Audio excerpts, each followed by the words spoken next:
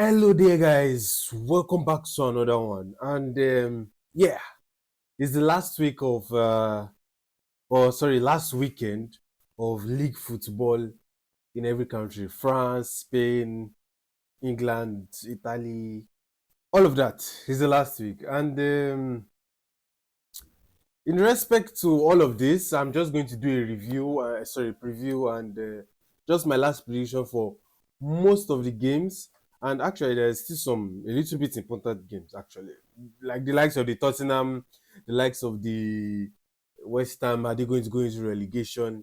Also in Italy, is Juventus going to get Champions League football, or are they going to be in the Europa League? Also for Chelsea, are we going to get because the max we can get is Europa League football. Are we going to get Europa League football, or are we going to drop out? Because I don't want to play Conference League, and it's been my statement all through long. And during the week, the England World Cup squad was released, and yes, it's shocking to everybody, and it's also shocking to me that not Cole Palmer, but the likes of Trent was not there, and also Lewis Hall, and some other, to me, important players for the England squad was not released. But it's just shocking because, sorry, it's not shocking in a way because I know Thomas Tuchel, and he has won Champions League with Chelsea, even using a less rated squad. Like, let's be frank, that team that won the Champions League that year under Thomas, that team that won that Champions League that year under Thomas Tuchel was not the best team in the world. And even though we considered least goals, I think we did consider least goals. They were not the best. But we just played that team, or Tuchel played that team to their utmost best. That is, to the best that they could, they could, that they could afford. And yeah, we won it. So that's why I said it's a little bit not shocking because Thomas Tuchel is a manager that is going to pick a team that fits what he wants to do. He's not going to pick according to all of the talent or all of the big names or all of that. He's just going to pick according to which person is going to be um, useful for him. For like a Palmer has not been on form throughout this season, so why should he go for the World Cup? You can say yes, it's better than Noni Madueke that was picked, but he has not been on form. Noni has a little bit been on form. You see the way Noni dribbles, he takes his man on, and all of those type of things. But Palmer has not been on form. He's been always out, and anytime he comes in, he's not. His legs are not having it. And from a Chelsea fan perspective, like I said in one of my previous videos about Joao Pedro not also being called up for the World Cup with Brazil, I also said that as a Chelsea fan, I'll be a little. I'm quite happy because it just means these players can have their rest. These people can try to recuperate themselves. Muscle pains and all these muscle drills, let them heal up themselves. And also for the likes of this Cucurella and Enzo Fernandez that will be going, even though there are a lot of speculation saying that Enzo Fernandez is probably going to leave Chelsea this summer, and they will want to use him to cash out or have some cash inflow and stuff like that because the money he's going to bring is going to be probably like an 80 million or above, at least an 80 million. So, like an Enzo Fernandez, like a Cucurella, that they'll still be going for the Club World Cup. Sorry, for the Nations World Cup. Just let them be coming off of the bench because if not, they are likely to get fully injured. Fully injured. It's just the way the human body works. And so, talking about these three same guys, it seems that the club wants to kind of push these players away because they need money. And if you've been following a lot of things that have been going on in Chelsea and you understand some basic analysis and stuff, all of that, you understand that Chelsea at the moment, yes, they do have money, but they need to have some compliance, FA compliance, UEFA compliance, and all of those books. They need to cover up their books, and they need to break even. The accountants, I don't know how to explain it in the accounting terms, but in the little term that I know is that they have to do their checks and balances, and it has to be almost equal. And to be frank, UEFA is actually saying that they have to be trading on break even. But as it is, they've spent over 2 billion, and they can't be break even because they've not really made any progress or any profits with stadiums, with tickets, with merchandising, even with players. You can say, oh yes, they made profit from last year, but to be frank, if you look at it, if you calculate it very well, it's not actually profit because if you bring five people for 200 million, and then to get that 200 million back, you have to sell over seven, six, eight people, 6, 8 players, and you have to sell those players back to get the same 200 million that you used to buy five. It's literally they're literally running a loss. So it's just like that. And there are a lot of PRs right now that are coming out and saying Enzo is probably leaving, Cucurella is leaving, Joao Pedro, Barcelona is interested in Joao Pedro, and all of that. But my own train of thought is if Enzo Fernandez, Joao Pedro, and Cucurella leaves this summer, or leaves Chelsea this summer, it's going to be very, very bad for the club, for the team's recuperation in general, of the team's leadership in general. Because let's be frank, these three main players, they've actually been the ones popping off this season, a lot this season. Okay, let me just say Bayern leaving, Enzo Maresca leaving. These three players have literally been the main leaders in the squad. James has been off pitch. These three have been the only ones that have always been on pitch and trying to lead the whole team and carry them on their back. So if you are saying you are letting go of these three leaders in the team and bringing in someone I'm going to show you guys in a sec, then it's just very bad for the club. Just very bad for the club. Good for the financial state, but bad in general. In general, because just like I said in my previous video, the football comes before every other thing. The football is the main thing that is going to tell us how the club is being run and how everything looks like in the club at the moment. So, if you are letting go of Enzo Fernandez, this is who they say they want to bring in. Valentin Bako. But let's be frank, he's a good player. A lot of you guys may not know Valentin Bako. You can go and check his highlights. He's a very good player, outstanding player. He plays for Strasbourg in France. And Strasbourg, you guys know that they are the parents or sister club to Chelsea.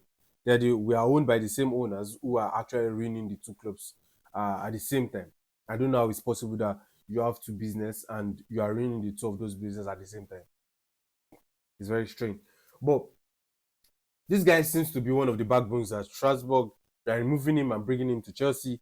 You don't know how prepared he is. You don't know, maybe he's ready for the Premier League, for the intensity of the Premier League. You just know he's a very good player.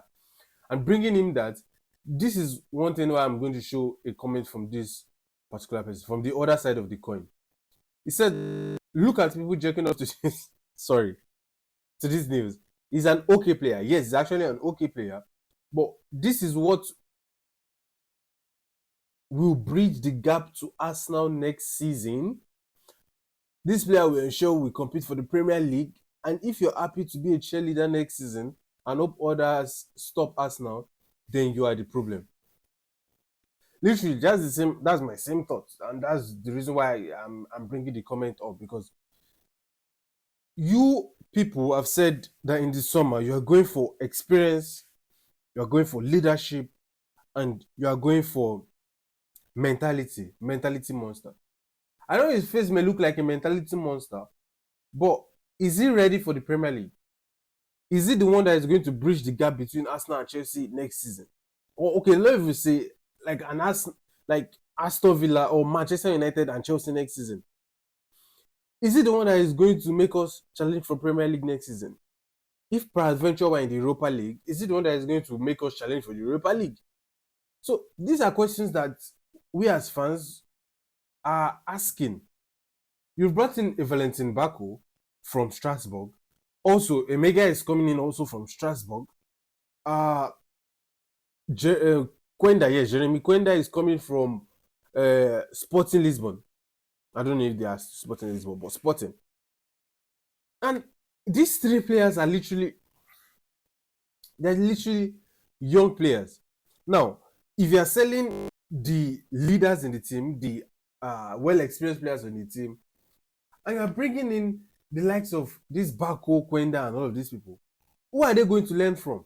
Yes, we have a manager like Shabi Alonso already, but Shabi cannot do all of the work by himself. And that was what one thing Enzo Maresca was always clamoring about.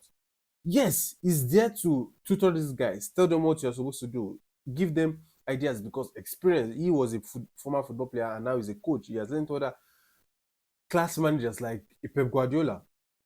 And then you are removing the leaders in the group, Enzo Fernandez, Cucurella, João Pedro, apparently or allegedly, and you are bringing in the youngsters. And then you say, okay, you still want to now go for experience. Are you going to bring experience from another club to the club with the young players? Those experience that you are bringing in don't even know the history of the club. They don't know. We don't even know they are going to want to fight for the club, and all of that. It's just been messed up because a lot of Chelsea fans will be so happy with this signing now and saying, "Oh, Valentin Baku is yeah. If Chelsea does not get him now, it's going to be yeah, and that club is going to come and buy him and stuff like that. We need to catch him on him. We need to catch him while he's young and stuff like that. Yes, it's good for all of that, but you need the right structure. You need the right atmosphere in the club for young players like Ibako to or Ikwenda or all of these guys to come and establish themselves. They will know that they're not sitting on the bench for no reason. They're sitting on the bench because there's someone in front of them, and then there's a leader showing them the right way that they're supposed to lead with the club.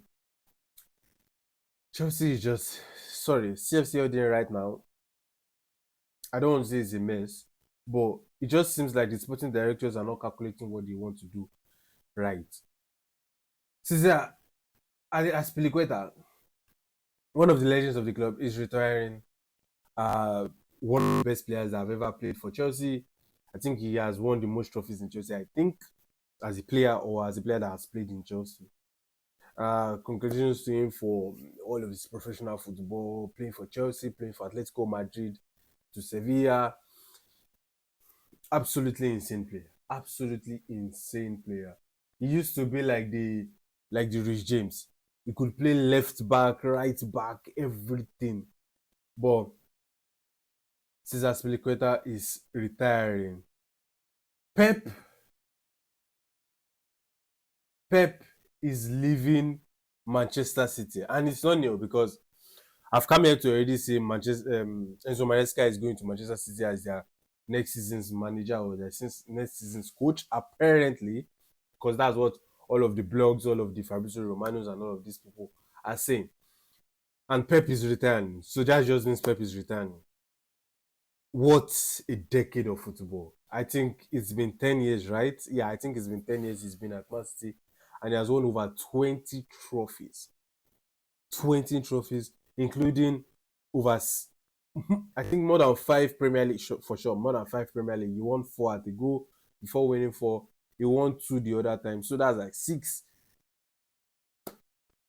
He's a legend. He's a legend. Premier Leagues, he has won 1 Champions League, he has won the UEFA Super Cup, he has won the Nations Intercontinental Cup. He has won all of those. FA Cup, Carabao Cup, Community Shield. He has won. He has won everything at the club, except from all these other Europa League and Conference League, which is not needed for him. But he has won everything. Pep, congratulations to Pep, one of the best managers in the world. I say to me, is the best manager in the world because the way he has rebranded football, the way, and he did not tell anybody to copy him. You copy him at your own risk. But the way he rebranded football from the tiki-taka at Barcelona to the possession play at Manchester City, to the counter and Bas Bos at Bayern Munich. Pep is just outstanding. Pep is just a different breed. He is a different breed of manager, and down to even all the managers he has brought up right now, Xabi Alonso, Cesc Fabregas, Enzo Maresca, even Luis Enrique, even Jose Mourinho, all of these people they've all been together with him. Vincent Company, all of these guys have been together with him. Even the I think the Real Betis coach and stuff like that. But Pep, one of one of the best. One of the best. If there's if there's two, it's one and two. It's one and two. Pep. Some people will come out and say, "Oh, he has not done like a Jose Mourinho where he will go to a smaller team and do it at the smaller team." The truth of the matter is, if he has done what he has done, there is no smaller team that can afford him. So the bigger teams will go for him, and then they will give him what he wants. So basically, it's not the cause of your problem. Pep is leaving Manchester City, and another news that came out this morning was that he's going to be joining the City group as their sports manager or something like that. That is going to be giving them advice, and that's a very good inclusion. That's a very good inclusion into the City group because he's a well-rounded manager. And concerning the fact that Cole Palmer was not included in the World Cup squad, Thomas Tuchel had to say this. Cole Palmer wasn't as decisive as previous seasons. He wasn't available for us a lot and wasn't decisive. He also competes in the right half 10 position, which we decided for Jude and Ebbs. That's this guy from Aston Villa, who are outstanding players, had better season, and more decisive in our camps than Cole. That's just the truth of the matter. I said it already at the beginning of the video that Cole Palmer has not been the same thing this season. His decision making has been poor. The way he's been moving has been shallow. I don't know. Maybe he's been doing some things behind the back of the club or something like that. But it's just a crazy thing. It's just a crazy thing to see Cole go from what he used to be back then to what he is right now. I just hope he gets back on form and he gets his act together and gets his training together because Chelsea do need him. We don't know if he's also going to be going to Manchester United, if they are going to sell him also. Because there's nothing these Chelsea owners cannot do. They can do anything. They can do and undo.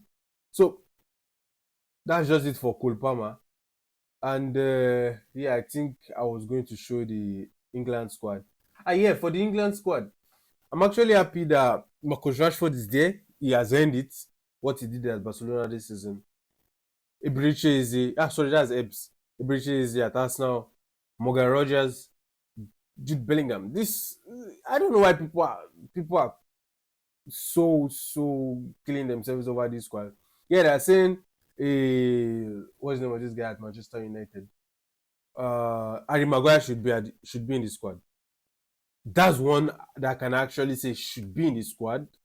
But who is he going to come out for? Maybe Jerry Kwanzaa. But Jerry Kwanzaa is younger. Maybe for a Dan Bon. Dan Bon is more taller. But Harry Maguire is someone that is actually very good in the hair. He knows how to any kind of rubbish ball that comes. He knows how to get his head on. He knows how to get his head on it. But to me, I think the England squad is quite okay. It's quite okay. It's any match that they are going for, whether it's a small nation or a big team, they will surely have a player. They will know how to set up. It's always very easy for them to set up. Then if they not, how do you say it? If they not click by themselves, you understand that it's Thomas Tuchel's problem and the players' problem. But for me, I think this squad is quite okay. There's nothing so. Kobe Mino deserves it. Maybe Jordan Henderson, who is young, should be for a Adam Wharton. That guy has been good for Crystal Palace actually this season. And Jed Spence, I don't know why Jed Spence is there, who is fighting for relegation with Tottenham. Is there when there is a low result. But Tino Livramento is there. The squad is quite okay. The squad is quite okay. Now, On to the games for the weekend. Yeah, no much important games, but I would just point out at the Premier League only because the La Liga is wrapped up. Barcelona has won it. Also, the Premier League is also wrapped up. Arsenal has won it. Congratulations again to Arsenal for winning it. But congratulations to Arsenal for winning it. And it's now down to the final day. What is going to happen in the final day? First of all, let's look at the table, right? So in the table, we have Liverpool 5th, Bournemouth 6th, 7th, 8th, 9th, and 10th, actually, in a way. 10th, right? Chelsea plays against Sunderland tomorrow. If we win, there's a likelihood for us to jump to 7th, which is the Europa League. But that's if Brighton loses against Manchester United. And knowing Manchester United, yes, they helped in a way, kind of helped us in a season. I think it was 2 seasons ago. But I'm not down for any club to helping me to gain a champion Europa League football because I rather get either Europa League football or no European competition. So yeah, so if Chelsea has to win against Sunderland to go into the Europa League spot, that's if Brighton loses against Manchester United. And Bournemouth, I think Bournemouth has already qualified. If they win against Nottingham Forest, they will still remain at their spot. Even if they lose, they will still retain the spot. So, and also for the relegation spot, Tottenham plays against Everton today. Everton has nothing to fight for. So if they win against Tottenham today, West Ham has to win. Whatever happens, West Ham has to win to avoid this relegation spot. If Tottenham draws and West Ham wins, Tottenham avoids relegation. So Everton needs to win or draw, but West Ham majorly has to win so that they can avoid the relegation spot. Left to me, West Ham West Ham is the West Ham should avoid that relegation spot. Tottenham should go to relegation. Even though that's our every year 6 points. Anytime Chelsea we start the season like this, we already have plus 6 points already. Kudos, Tottenham, thank you for always giving us 6 points. But for this time around, you guys need to relegate more. Let's see a big team in the championship. And that's it for me in this video. I don't want to go into tactics for the Chelsea versus Tottenham game. It's just going to be another waste of my time. And yeah, so that's it for me in this video. Please, guys, tell me down in the comment section, what do you think that is going to happen this weekend? A lot of left decided matches, a lot of last minute decided matches. Manchester United, please do the needful for us, and West Ham, please do the needful for us. You have to win. And I'll catch you guys in the next one. Champions League final. It's going to be a banger. Maybe I'll do my first live video on my channel this Sunday. Probably. I should try to actually. But that's if I set up the graphics and all of that. So guys, make sure to like, share, and subscribe. Thank you so much for always watching. This season is coming to an end, and I hope next season is going to be more bangers. I hope there will be more people on this channel so we can all interact together. And love you guys so much. Thank you for always being here. Thank you for always liking. More content, more videos to be released. And I'll catch you guys in the next one. Ciao. Up the jaws.